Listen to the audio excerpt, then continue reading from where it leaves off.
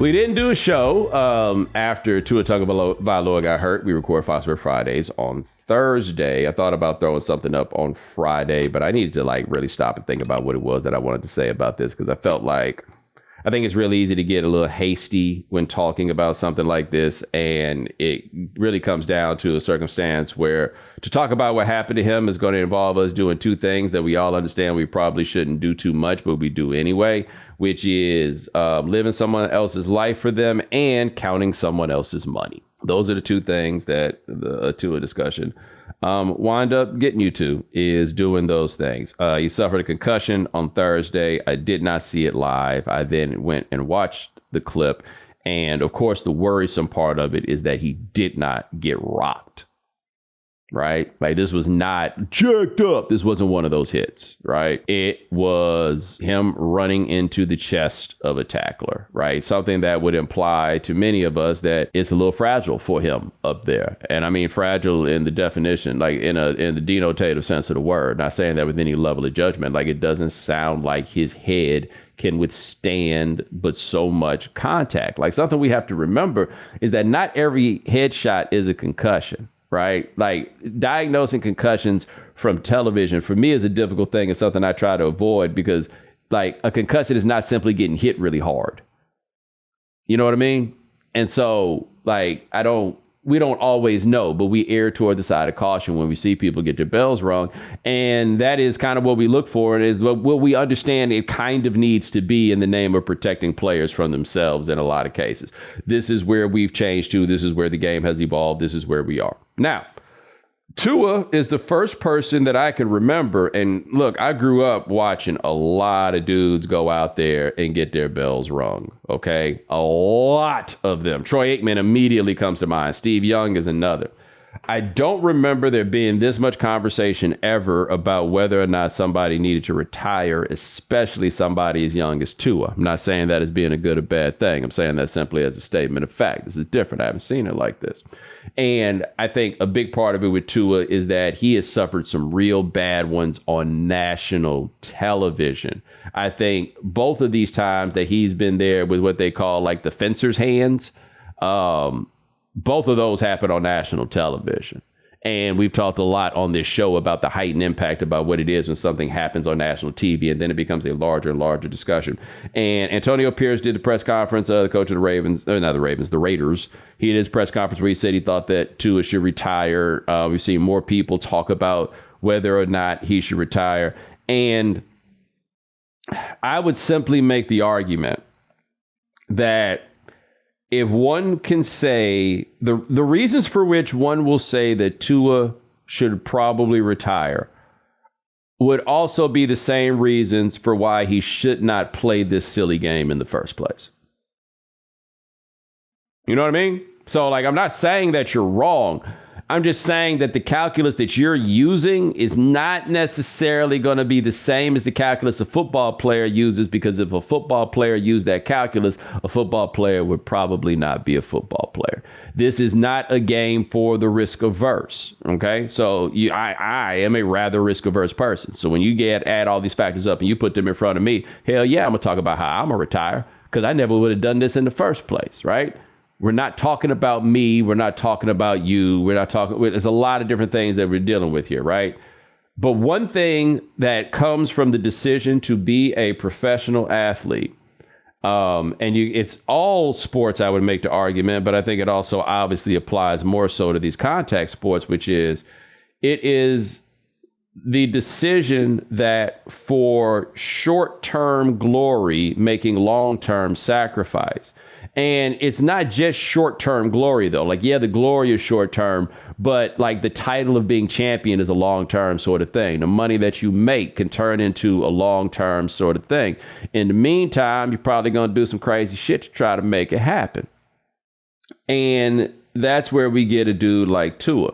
And so when we first started talking, I guess it's now about 12, 13 years or so, where we really started talking about changing football and dialing back the stuff on head injuries. Number one, I do believe that a lot of this to a degree is a con. Not that the science of head injuries is a con. I think that is 100% true. But I think that focusing what we talk about entirely on head injuries ignores the fact that the rest of this stuff is terrible too, right? So yeah, the head injuries can turn your brain to mush, right? These other injuries can also put you in that place, and that's why you're addicted to these painkillers, because it hurts all the time, right?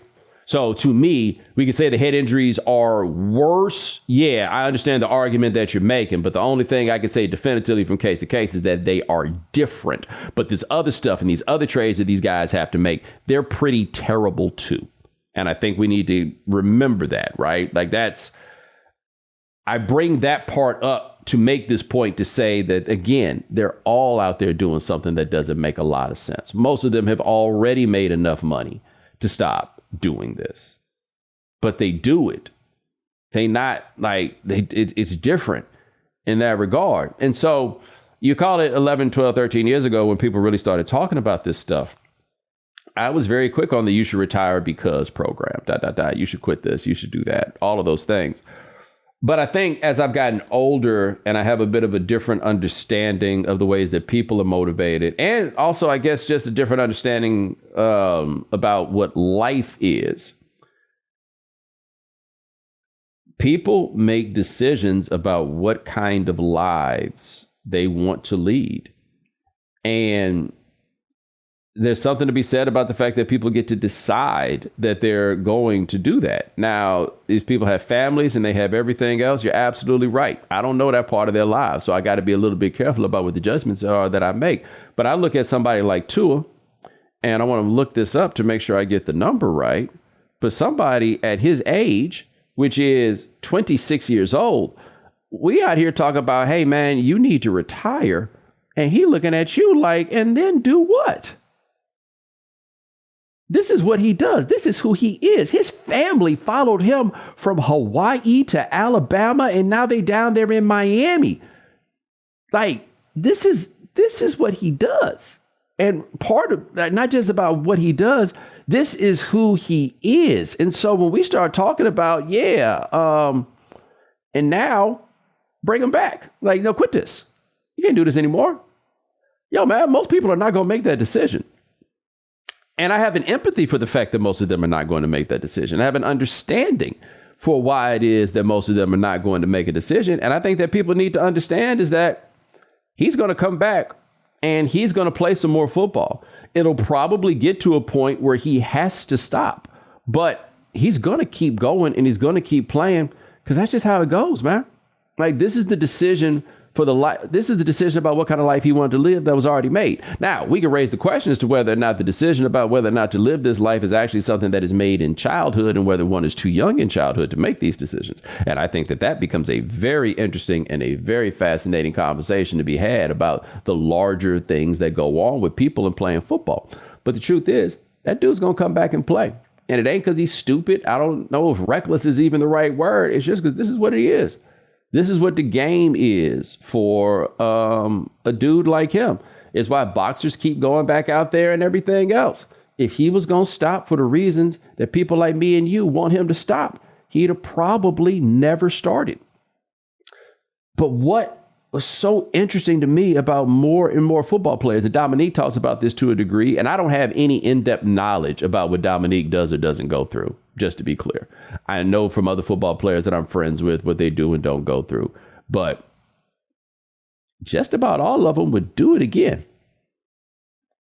Like, with all the pain and everything else that they go through, they would go do it again.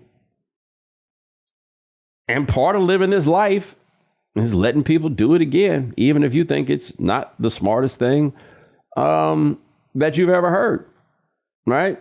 Now, one could also make an argument that this is a bit of a rationalization for being able to watch football, but I don't think that's what I'm doing. I really don't. Like, I'm pretty honest with myself about, like, I don't need to rationalize this if I'm going to be honest. I just really think that I've looked at enough of these people and seen how things have changed and seen how things, like, just the way that I look at it has changed. And yeah, he's going to keep on going.